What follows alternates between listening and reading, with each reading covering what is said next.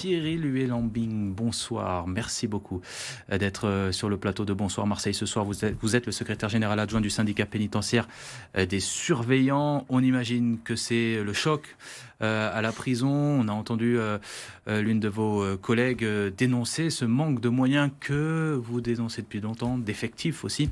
Est-ce que vous pouvez déjà nous raconter un petit peu comment ça s'est passé ce matin, à quel moment de la journée et à quel moment de la mission du surveillant a-t-il été agressé? Alors a priori ce matin, on a eu une difficulté dans une cellule entre deux co-détenus, euh, dont un détenu qui était arrivé chez nous pour un transfert de mesures de sécurité.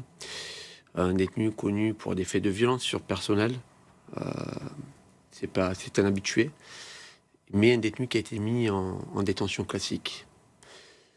Je pense qu'on aurait pu prendre des précautions sur ce genre de détenus.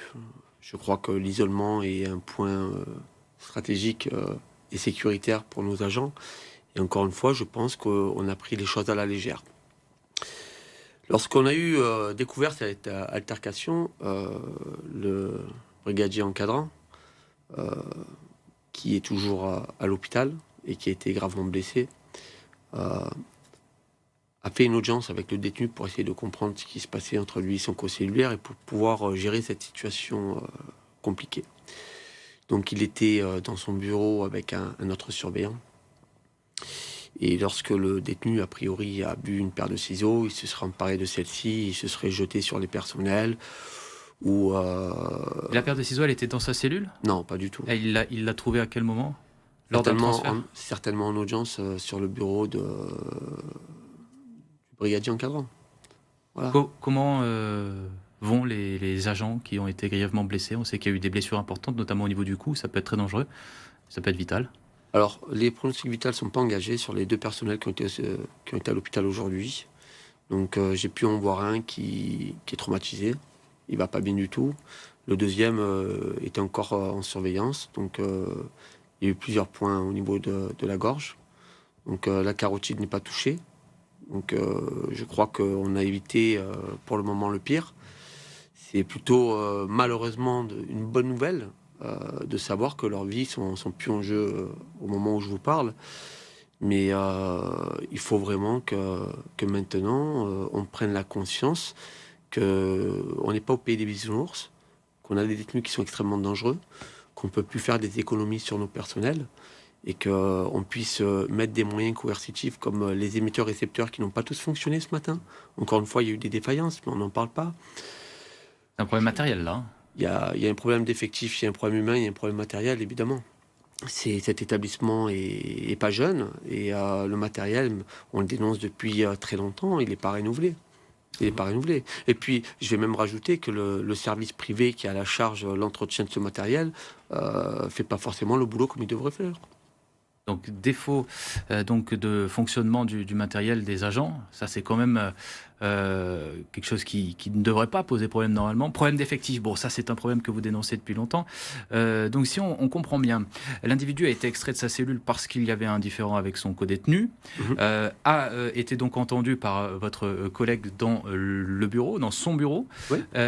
Votre collègue disait tout à l'heure qu'on l'a entendu dans le plateau d'Alexis Puyette, que heureusement qu'il y avait plusieurs agents. Ça, c'est la procédure. Quand il y a une audience comme ça dans un bureau isolé, votre collègue était accompagné d'un autre surveillant. C'est ce qui a pu permettre de maîtriser l'individu? Alors au départ, ils sont deux dans le bureau. Les deux été surpris par l'agression, par le ciseau, de la manière dont ça s'est passé. Mais je dirais heureusement qu'il y a eu un troisième surveillant pas trop loin, qui lorsqu'il a vu les faits, parce qu'en fait, le troisième surveillant intervient lorsque le détenu est complètement couché sur le collègue et lui assène plusieurs coups de ciseaux à la gorge et ça dure de longues secondes. Donc heureusement que ce troisième collègue est arrivé et qu'il était à proximité parce que c'est lui qui a certainement sauvé la vie de ses deux collègues. Bon, on va pas refaire l'histoire, mais est-ce que maintenant on ne devrait plus y avoir de paire de ciseaux dans les bureaux d'audience? On en est là. Est-ce que les individus devraient être menottés dans ces moments-là? Ça, c'est d'autres mesures dont on pourra éventuellement discuter longtemps. J'imagine que vous n'avez pas envie d'arriver là. Non, mais aujourd'hui, c'est un ciseau. Ça aurait pu être un stylo, ça aurait pu être n'importe quoi. C'est une arme par destination. De toute façon, aujourd'hui, ils se font rentrer beaucoup de choses. Donc, s'ils veulent des ciseaux en cellule, ils peuvent les avoir. Je crois qu'il ne faut pas rentrer là-dedans. Mais ce qu'il faut, c'est du personnel et de la sécurité. Et puis, des agents qui puissent retrouver un épanouissement et une usure professionnelle qui soit... qui reviennent à la normale, parce qu'on ne peut pas faire un nombre d'heures qu'on fait, travailler pour 4 et avoir l'esprit libre et être attentif à tout. Justement, ces objets qui sont introduits en prison, en ce moment, il y a un procès à Aix-en-Provence devant le tribunal parce qu'il y a une surveillante pénitentiaire, notamment de 24 ans, qui est accusée de corruption, de trafic en prison. Elle aurait fait rentrer des téléphones, des cartes SIM, mais ça aurait pu être des ciseaux, justement. Comment vous avez accueilli cette nouvelle et est-ce que finalement, c'est pas ça qui alimente la violence en prison? Ah, on fait des problèmes de recrutement, c'est toujours, ça arrive. Hein. On va Un pas, cas isolé? ça arrive. Heureusement, ça arrive pas tous les jours et il y en a pas par centaines. Ce serait un drame. Aujourd'hui, c'est une surveillante. Il y a du personnel privé qui est lié aussi à cette affaire. Il faut que ce soit une sanction exemplaire pour cette personne? Ah, complètement. Ah, mais il faudrait même qu'on ait des peines minimales, puisque M. Darmanin met des peines minimales maintenant, et c'est une bonne chose. Il faudrait des peines minimales pour les fonctionnaires qui ont ce genre d'attitude, parce qu'on se doit d'avoir... quand même, on est censé avoir le modèle d'exemplarité. Si nous-mêmes, on n'arrive pas à avoir cette attitude-là, on va aller où?